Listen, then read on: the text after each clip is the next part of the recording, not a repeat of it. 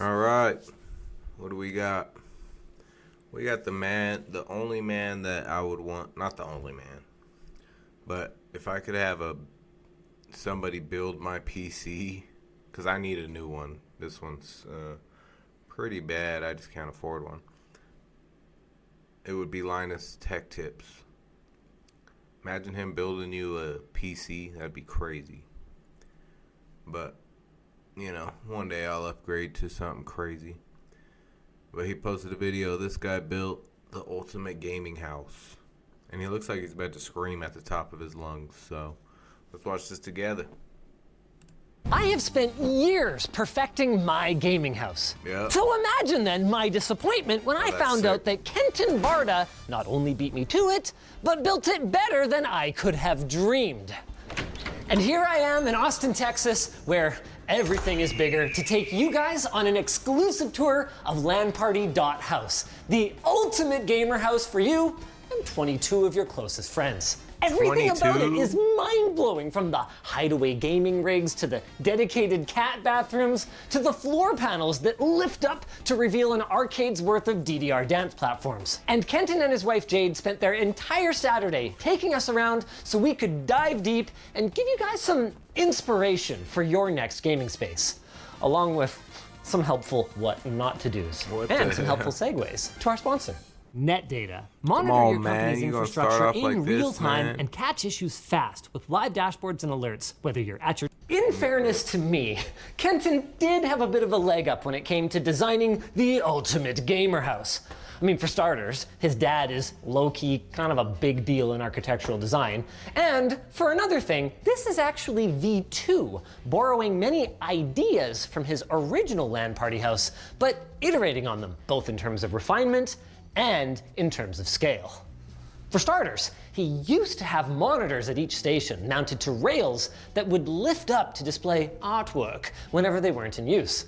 Only he realized that he never once used them for that. So he devised a new system where they hide away completely. The grown-up playroom consists of a total of 12 completely invisible and inaudible gaming setups. All you have to do to deploy one is open the bottom cabinetry and fold down the tabletop. And that's it. For extra gamer credit, these 32-inch Corsair Xeneon 4K 144Hz monitors are mounted with low-profile articulating mounts so you can pull them forward and, oh yeah, get in the zone. Who goes that close, bro? As long as you have peripherals, which he thought of. Every station includes a keyboard and a mouse, and okay, this is a bit of an odd choice. All right, who games with this keyboard though? Let's be real. I mean, that'll work, I guess. If he has to buy freaking 22 of them, I get it. A sound bar. I asked about this, and Kenton explained that they mostly play co-op games like Deep Rock Galactic, and they find that the advantage of being able to yell across the room at each other outweighs the disadvantage of sound bleed. And of course, anyone who wants can plug a headset into the provided USB hub 22 or speakers integrate a 3.5mm jack. Speaking of plugging in, this is a nice touch. The original house had the power outlets directly behind the monitor, which is symmetrical, but makes plugging things in a bit of a pain in the butt if you bring your phone or some random other peripherals. I think the only thing that I would change here then is to maybe add a desk pad. LTTstore.com. Above each station is a cupboard for snackies, which, Kenton, you might want to restock, because I understand you've got company coming in a couple of hours. They actually arranged to have a LAN tonight so that we could see everything deployed and maybe even get a couple games in before we have to drive up to Houston. Of course, desktop PC gaming is just one kind of gaming. What about the 98-inch Samsung elephant in the room? Playing on 98 inches. PlayStation inclined, there's a PS5 hooked up to a Marantz AV receiver and a 5.1 electrostatic speaker setup. And I gotta say, I absolutely love the thoughtful design of the built-in console up here. Unlike my setup, the front outlets are actually reachable, making charging your lapboard or your controllers a piece of cake. Speaking of controllers, storage for them is built into the 4 La-Z-Boy powered recliners at the back of the room. By the way, love to see that old school Xbox 360 wireless dongle. Look, if it works, it works. I do have a couple of notes. even angled toward the seating position. Ceiling mounted is not really ideal for rear speakers, and some acoustic materials on this cabinetry would go a long way towards improving the surround sound experience in this room. With that said, it sounds like most of the content that Kenton listens to in here is stereo mixed music anyway, and that is where these come in. Oh, it's heavy. Ugh. Embedded into the concrete slab of this house are four DDR dance platforms from L-Tech. Kenton, like me, is a big games for exercise guy and says he tries to use these about every other day to keep up his cardio fitness. Now, at this time, he hasn't actually gotten all four working at once yet, but it was a lot easier to put in the conduit for all four now and then hope the software would get easier to use later rather than adding more conduit after the fact. And besides, how boring would life be without a few dozen items remaining on your never-ending house project? Oh, speaking of conduit, remember how I said that the gaming systems were inaudible? That's because I am officially not alone. Beside the grown-up playroom is what Kenton's HVAC contractor called, by far, the biggest server rack I've ever seen in a residential building. And while yes, it does in fact have a small AMD EPYC actual server in the server rack for AI tinkering and a persistent Minecraft instance for the kids, the vast majority of these rigs are identical gaming systems that power every station in the house. Now, since rack mount gaming hasn't taken off yet, solidarity, Kenton ended up hosting a good old-fashioned PC build party with some of his old LAN buddies, and they put all 20 of these together over a couple of days. They're fairly modestly spec'd considering the overall LAN house budget was somewhere in the 7-figure range, but I think Kenton mostly achieved his stated goal of hitting the price to performance sweet spot while keeping the systems easily manageable. On that note, none of these use local storage. Instead, all of them boot from a single network image on that server that allows games to be installed on all of them simultaneously, that allows them all to be kept up to date easily, and allows them to be quickly factory reset in the event that a guest bungs something up. By the way, he's got a GitHub repo with all of the quirky workarounds that he had to use to make this setup work. That would have come in handy for us recently. Why? His only major regret is the motherboards, whose onboard 10 gig network cards struggle sometimes when booting over iSCSI, leading to the occasional crash. Guests are going to be here in less than half an hour, by the way, so guess we get to go through the boot sequence? You want to show us how to fire it all up? Sure. What? It's that easy? You just press the button? Okay, that's pretty cool. Wake on LAN, kind of magic. I assume it's Wake on LAN? Yep. Now, there are some disadvantages to not having hardline power buttons to all the stations, and he had an idea for like a network attached USB hub of some sort with like relays or something so that he could power cycle them in the event of a crash, but hasn't gotten to it yet. Overall, I love this design. I mean, sure, he can't dump his waste heat into his pool, but by going with taller 4U cases, he also doesn't need to resort to water cooling to deal with all of this heat. He just lets the cool air fall down in front of the racks and then blasts all the hot air out into his hot aisle in the back where it can be picked up by the air handler and rinse and repeat. Apparently, by the way, at full boom, this rack can suck back about 15,000 watts. Try to cable manage that, Linus. I know he loves cable management, but that's insane.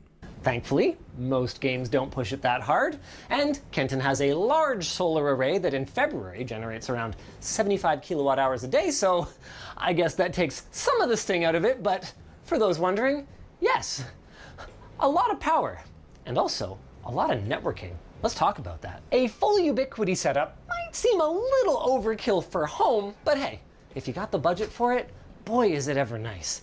The AI object detection in their PoE cameras helps Kenton sleep soundly, alerting him if anyone approaches the house unexpectedly, and all of these systems are wired up for 10 gig networking with PoE all over the house for cameras and Wi-Fi. Full security, baby. acknowledges that Jesus most setups Christ. at this scale would probably use a patch panel and would probably benefit from better cable management. But as a software developer, he says he just plumb wasn't familiar with them, and the RJ45 terminations directly into the network equipment hasn't really bothered him. I am going to pipe up with one other note, by the way. A 208 volt network monitored PDU probably would have been a good choice rather than a pillar with power plugs in it. Maybe a battery backup. But if I'm being realistic, for periodic gaming parties, this is probably fine.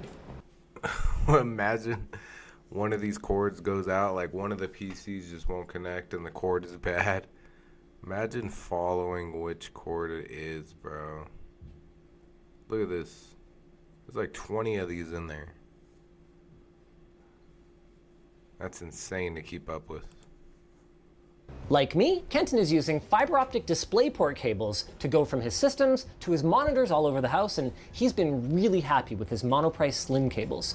The longer runs to the upstairs are apparently working great and are like 100 feet. But unlike me, Kenton is using fiber optic USB cables to powered hubs for his peripherals, and he says sometimes these can be a little flaky, but they are much more affordable than Thunderbolt or iChronodox. Coming back out of the server room, we didn't really show the Tinker Space yet, and there's a bunch of cool stuff in here. Old Nintendo Power magazines, a broken Dell 8K monitor, and I love this touch. All of Kenton's systems, other than his personal Debian Linux development workstation, are named for Mega Man bosses and have static network assignments that correspond to the boss's numbers. So if you need to remember an IP address, it's as simple as consulting the Mega Man wiki. Flawless. The last room in the basement is not for people. Well, not for regular sized people anyway. Nope.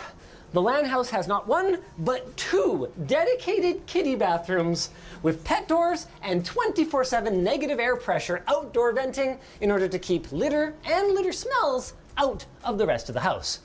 This also happens to be where Kenton keeps his trophy that he won for arguing on the internet. Good job. Moving up to the main floor, what about second giant TV? This one's not quite as big, but given that it mostly gets used for Animal Crossing and duck game with large groups, I guess that's probably okay. At least for now. Since he had the opportunity to design and build the place from scratch, Kenton put conduit everywhere. That means that in the long term, nothing would prevent him from running cables down through the back of this and running this off of a PC in the server room. By the way, since we're in here, I love this. If you look closely from now on, you're gonna notice that everywhere that a normal house, or even a gaming house, would have had one network port, Kenton put 4. That's because the price difference that the contractor quoted was only about 20%. So Kenton was like, okay, I guess I'll just put an access point anywhere I want. He apparently has like 8 or 10. He lost count. Surprisingly, the main bedroom is apparently pretty plain Jane, other than, of course, having conduit back to the server room, just in case. But the kids' bedrooms are amazing.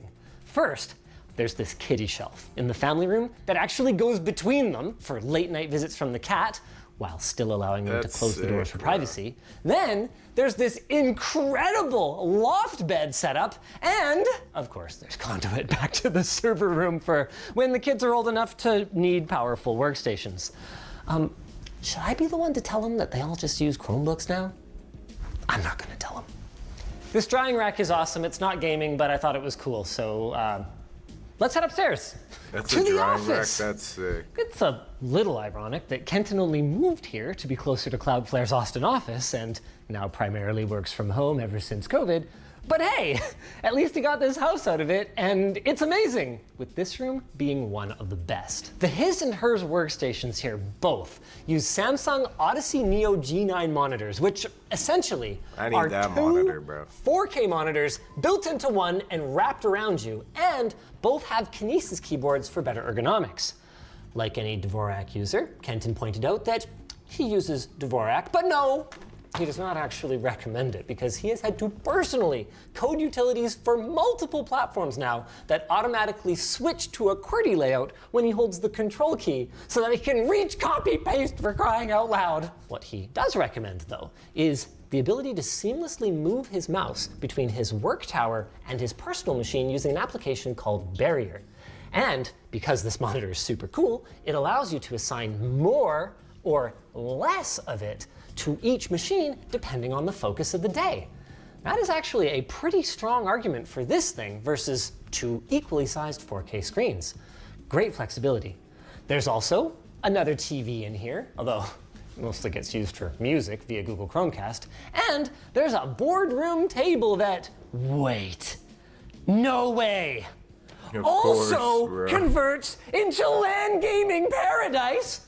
You have got to be kidding me! In total, that puts this room at another 8 gaming setups, all of which are wired down to the server room through a cable run that goes right down the middle of the table, like a regular conference table. That in paradise? You have got to be kidding me! In total, that puts this room at another 8 gaming setups, Let me see this. all of which are wired down to Bro, what are these socks? No, why are your toes sticking out of it? Is that a normal thing? I've never seen that. That's crazy. Alright, I had to see that, man. I don't like toes, but I was interested in the socks. What the hell? the server room through a cable run that goes right down the middle of the table, like a regular conference table. That means no heat and no fan noise that's kicking out into the room from any of these, even with a full house. This space also gets used for tabletop gaming though, so keeping it thin was a priority. And keep it thin they did! Fun fact, by the way, Kenton designed this table himself in SketchUp and then had the cabinet maker bring it to life for him. Man, I gotta do more stuff like that. Then maybe I too would have a secret drink fridge in my home office. So cool! That's sick. Literally. As for the rest of the upstairs, it continues to be gamer AF with a couple of call rooms with essential features like quad Ethernet ports and conduit down to the server room. The one has a treadmill so that you can be that guy on the conference call whose head is bobbing around. And there's also a couple of guest bedrooms, because occasionally folks will fly in from out of town for get-togethers and gaming parties, and it's nice to be able to accommodate them on site. Both of them, naturally, also have 3-inch conduit back to the server room and networking up the wazoo, but the thing is, when you're running optical display port or whatever, it's kind of necessary to have a big conduit if you want to get the connector through. Now, I noticed that Kenton, like me, irrationally put Cat 6A absolutely everywhere, which is always a funny conversation with contractors who go, I mean, yeah, I'll take your money, but like, I hate working with this stuff. Are you sure you don't want to use Cat 5e? Please? IP address is... The last major tech feature is an intercom system to the outdoor spaces, but they work about as well as my light switches at home for the time being. They're SIP phones, and Kenton hasn't learned about SIP infrastructure yet, so all they do for now is broadcast their IP address endlessly until you press the button again, which apparently the kids love to do just to troll him. So in the middle of the night, he'll be like, is someone in our house? Shut up. All that remains then is to ask, how'd I do? I'm thinking of starting one of those like realtor YouTube channels where I tour the houses that I'm listing for sale. So this is kind of a trial run for me. Were you guys thinking of selling by any chance? No. There's no way, bro. I didn't tell them I was going to do that. I don't blame you. But I would blame you for not listening to this segue to our sponsor.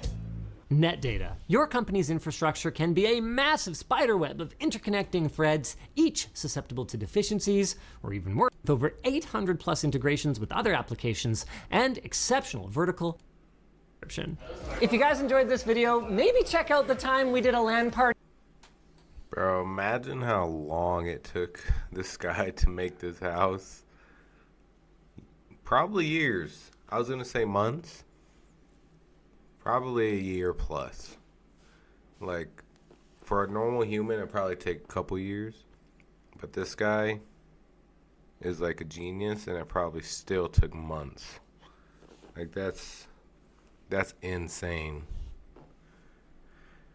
Oh, that's, a gamer's dream, gamer paradise.